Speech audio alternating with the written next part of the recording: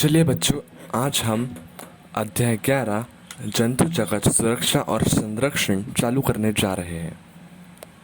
यह एक कहानी है। सिद्धार्थ बगीचे में रंग बिरंगे फूलों और पक्षियों को देखकर खुश हो रहा था। अचानक एक हंस उसके सामने आ गिरा। उससे एक तीर लगा था और उसके शरीर से खून बह रहा था।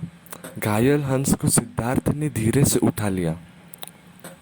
सिद्धार्थ ने उसके शरीर से तीर निकाल दिया और उसके घाव को पानी से धोया। उसने अपने कपड़े को फाड़कर हंस के घाव पर मरहम पट्टी की। उसी बीच उसका चचेरा भाई देवदत्त तीर धनुष लिए आ धमका। देवदत्त ने कहा, तुम मेरे हंस को छोड़ दो, यह हंस मुझे दे दो, मैंने उसे तीर से गिराया है। सिद्धार्थ ने देवदत्त को हंस देने से इनकार कर दिया। सिद्धार्थ ने कहा, ऐसा करो, हम लोग राज दरबार में चलते हैं, वही इसका फैसला हो जाएगा। देवदत्त ने कहा, चलो राज दरबार, हंस तो मेरा ही है, फैसला मेरे हक में ही होगा। अब आप सोचकर बताइए कि यह हंस किससे मिलना चाहिए और क्यों। या सिद्धार्थ को मिलना चाहिए क्योंकि उसने उसकी जान बचाई तीर निकाल कर और उसकी देख रेख कर, या उसके चचेरे भाई देवदत्त को मिलनी चाहिए क्योंकि उसने मेहनत करके तीर मार के उसको गिराया है। तो आपको जो सही लगता है वो लिखिए और क्यों लगता है वो भी। सिद्धार्थ राज दरबार में हंस लिए पहुंचा और देवदत्त तीर धनुष लिए। राजा ने पूछा, क्या बात है, तुम लोग यहाँ क्यों आए हो? देवदत्त ने कहा, सिद्धार्थ ने मेरा हंस ले लिया है, मैंने इसे तीर मार कर गिराया था। सिद्धार्थ ने कहा, महाराज, मैंने घायल पड़े हंस को बचाया है। महाराज शुद्धोधन ने कहा, प्रश्न यह है कि किसी की जान बचाना अच्छा है या जान लेना? मंत्रीगण एक स्वर में बोले, जान बचाना। महाराज ने न्याय किया। सिद्धार्थ ने हंस की जान बचाई है, इसलिए हंस सिद्धार्थ को दे दिया जाए। सिद्धार्थ और देवदत्त में किस में से कौन महान था और क्यों? तो मेरे हिसाब से सिद्धार्थ महान था क्योंकि उसने जान बचाई उसकी, और जान बचाना किसी और कार्य से सबसे महान माना जाता है। पर आपको जो लिखता है वो आप लिख सकते हैं और क्यों लगता है वो। क्या आपने कभी किसी जंतु की जान बचाई है? कैसे? तो आपने अगर किसी चींटी की या किसी कुत्ते की या फिर कोई भी अन्य जानवर की जान बचाई है कैसे भी तौर से, तो वो लिखना है और कैसे बचाई है। जैसे कि अगर कोई इंसान कुत्ते को मार रहा है क्योंकि बस वो उसके घर के सामने आया है, तो आप ने कैसे बचाया है आप लिख सकते हैं। ठीक है। जंतु आधारित जीविका। कुछ लोग जिस जंतुओं को मारकर अपनी जीविका चलाते हैं, जैसे मछुआरा मछली मारता है, क्या ऐसा करना उचित है? अपना विचार लिखिए वहाँ पर। संपेरा अपनी जीविका चलाने के लिए क्या करता है, तो वो क्या करता है वो लिखना है। क्या उसे ऐसा करना चाहिए? तो अब ये निर्भर करता है कि उसे ऐसा करना चाहिए कि नहीं, क्योंकि सपेरा अपने गुजारे के लिए सांप को नियंत्रित करता है और लोगों को खुश करके पैसा कमाता है। पर फिर वो सांप को भी खान पान देता है, सांप का देखभाल करता है, तो यह सही है। पर अगर वो सांप का कुछ देखभाल नहीं करता है या सांप को अच्छी तरह से नियंत्रित नहीं करता है, तो वो अच्छी बात नहीं है, उसे ऐसा नहीं करना चाहिए। तो आपको क्या लगता है वो आप लिखिए। हमने देखा कि सपेरा सांप को पालकर अपनी जीविका चलाता है। क्या आप भी किसी पशु पक्षी को पालते हैं? उसका रख रखाव कैसे करते हैं? अगर आपके घर में कोई पक्षी या पशु है तो आपको लिखना है कि आप उसको उसका पालन पोषण कैसे करते हैं। ठीक है। जिन जंतुओं को पाला जाता है उनकी सूची बनाइए। तो ऐसे तो अन्य जंतु है जिसे पाला जा सकता है, जैसे कुत्ता है, बिल्ली है, तोता है, और कछुआ भी पाला जा सकता है, मछलियाँ भी। तो और भी आपके पास कोई है या आपको कोई पता है तो आप लिख सकते हैं। जंतुओं को क्या क्यों पाला जाता है, अपने साथियों से चर्चा करके तालिका में जानकारी भरिए। जंतु का नाम, पालने के कारण। तो अन्य अन्य जंतु के लिए हम अन्य अन्य कारण से पालते हैं। जैसे कुत्तों का हम सुरक्षा के लिए पालते हैं और एक साथी बनाने के लिए पालते हैं। ठीक है। तो ऐसे अन्य जानवरों के आपको ऐसे 5 जानवरों के नाम लिख के आपको पालने के कारण लिखना है।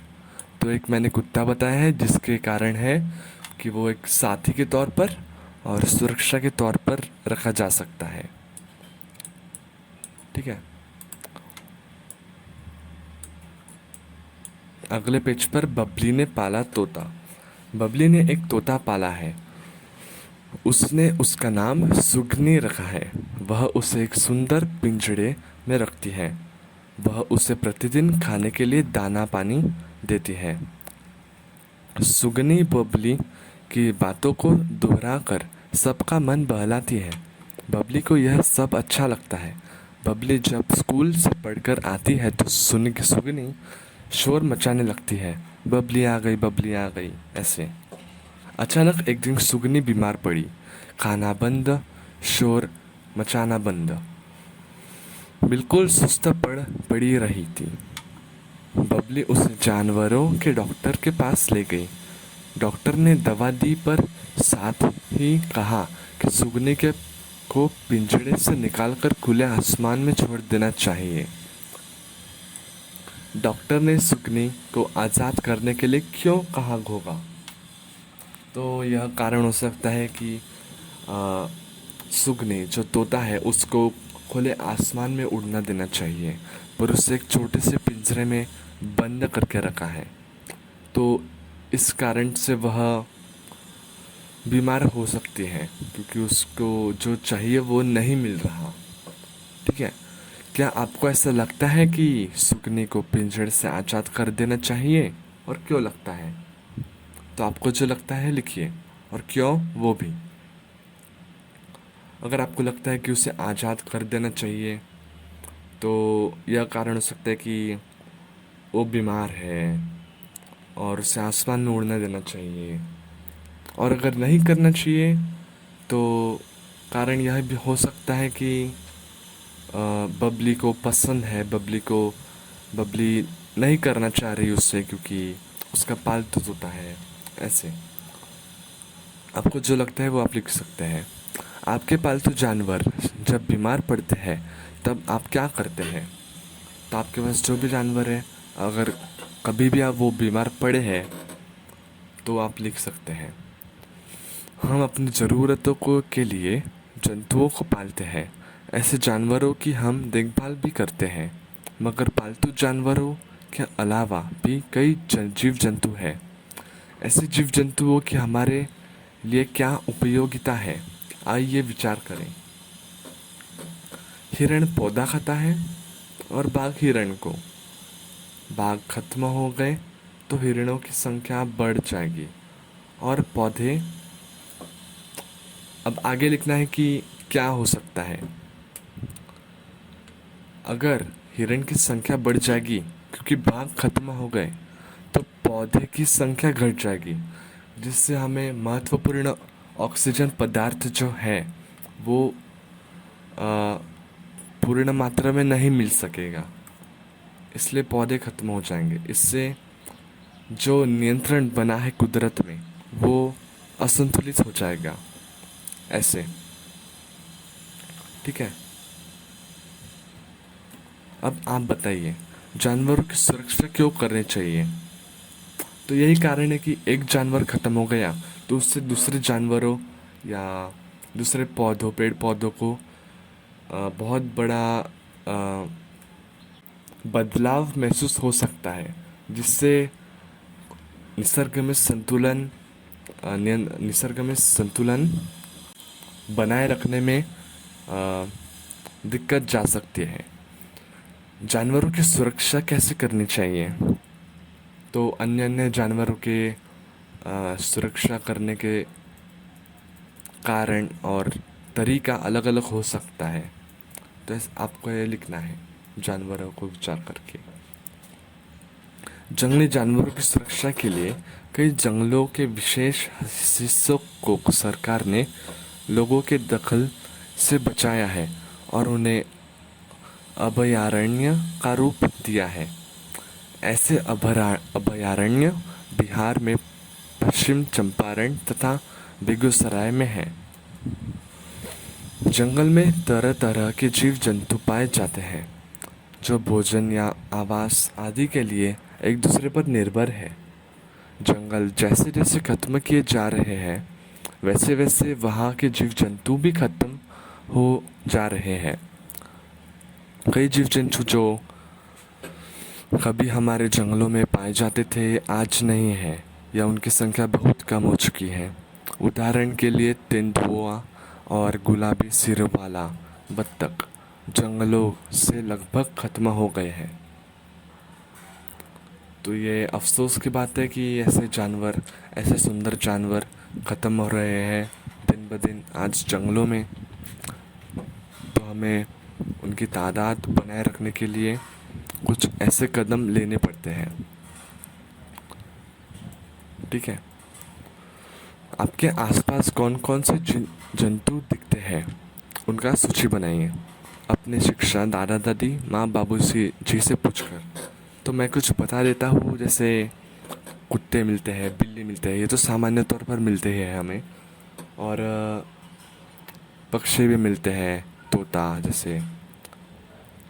ठीक है, आसपास के लोगों से पूछकर आप बताइए इस सूची में किस जंतु को आपने बहुत कम बार देखा है, ऐसा क्यों है? तो आपने ऊंट को बहुत कम बार देखा होगा क्योंकि वो आमतौर पर रेगिस्तान या कुछ खुले इलाके में दिखते हैं, ऐसे शहरों में दिखाई नहीं देते हैं, शहर या गांव में। तो ऐसे जानवर आप लिखिए। ऐसे जानवरों के लिए आप क्या करना चाहिए?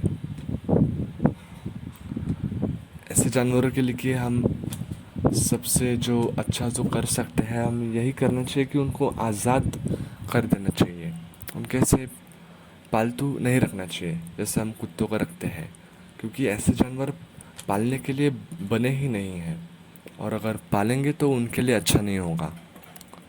यही सबसे अच्छा काम हम कर सकते हैं और हानि नहीं पहुंचाना चाहिए बस उन्हें। ज़रा सोचिए, अगर धरती से सारे जानवर खत्म हो गए तो क्या होगा? इसमें आपको जो लगता है वो आप लिखिए। तो यहाँ पर हमारा चैप्टर 11 जंतु जगत सुरक्षा और संरक्षण खत्म होता है। अगले पार्ट में हम मान गए लोहा पढ़ेंगे।